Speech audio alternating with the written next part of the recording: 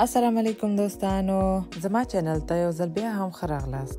په دې ویډیو کې زه تاسو سره د کورنۍ پنیر جوړولو داسې یو اسانه طریقه شریکوم چې که یو ځل مو دا پنیر جوړ کړلو نو بیا به د بازار نه هیڅکله پنیر نه اخلئ. اول به یو دیګ په منقل کېږدئ او 3 لیټره غوړې شیدې به پکې واچوئ. پنیر جوړولو دپاره کوشش وکړئ چې ښه غوړې شیدې وکاروئ، دې سره پنیر ډېر ښه راځي. بیا به پکې 2.5 ملي لیټره قیماق واچوئ. د قیماق اچول جبري یا ضرور نه دی، ولې که قیماق پکې واچوئ نو شیدې به مو لا ډېرې غوړې شي او دې سره به مو پنیر ښه نرم او خوندور راځي. قیماق مو چې واچولو نو شیدې به پرېږدئ چې جوش شي.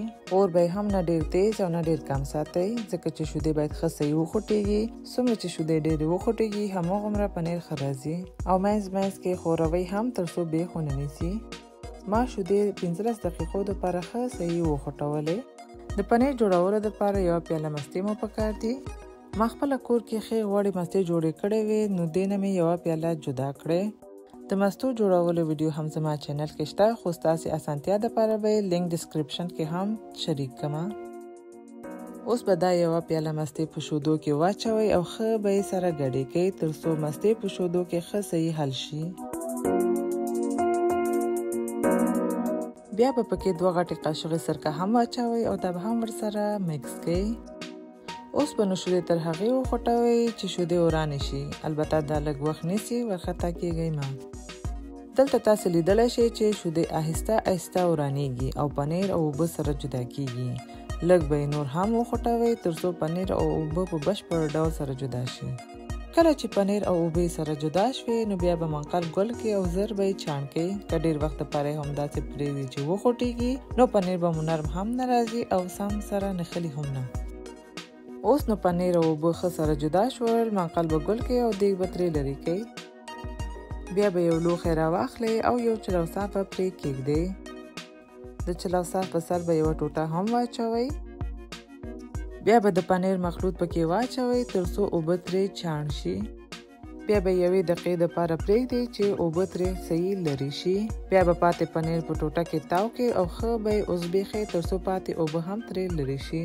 دا چې پنیر ډېر ګرم وي او زبېښلی سخت وي نو تاسو کولی شئ چې لږ یخې اوبه هم پرې واچوئ تر څو زبېښلی درته اسانه شي. د پنیر اوبه ایسته مه اچوئ ځکه چې وروسته مو بیا پکارېږي. بیا به پنیر همداسې په ټوټه کې تاو کړئ، په یو لوښي کې کېږدئ او د پاسه پرې یو دروند شی کېږدئ تر څو پاتې اوبه هم ترې لرې شي. ما دلته یو چټو پې د پاسه کېښودلو او 15 دقیقو دپاره مې همداسې پرېښوده چې اوبه ترې لرې شي. 15 دقیقو نه یې ډېر مه پرېږدئ، که چیرې ټول اوبه ترې ووځي نو بیا پنیر مو کلک راځي. 15 دقیقې بعد به ټوټه ترې لرې کړئ. تاسو لیدلی شئ چې پنیر بالکل تیار دی. اوس به یې نو یخچال کې کېږدئ چې یخ شي. پنیر تاسو کولی شئ شنو یا سرو ممیزو سره نوشجان کړئ. په آخر کې به تاسو سره یوه ډېره مهمه ټپ هم شریک کړم. که غواړئ چې پنیر مو ډېر وخت لپاره همداسې نرم او خوندور پاتې شي نو پنیر په یو لوښي کې کېږدئ، د پاسه پرې یو لوند کاغذ واچوئ او د پنیر پاتې شوي اوبه هم پرې واچوئ او بیا به یخچال کې کېږدئ. دې سره به پنیر نرم او تر ډېره تازه پاتې شي. پنیر چې کله یخ شو نو ټوټه کړئ او نوشجان یې کړئ. دوستانو هیله ده چې دا ویډیو مو خوښه شوې وي. که مو دا ریسیپي جوړه کړه نو خپل نظر هم را سره شریک کړئ.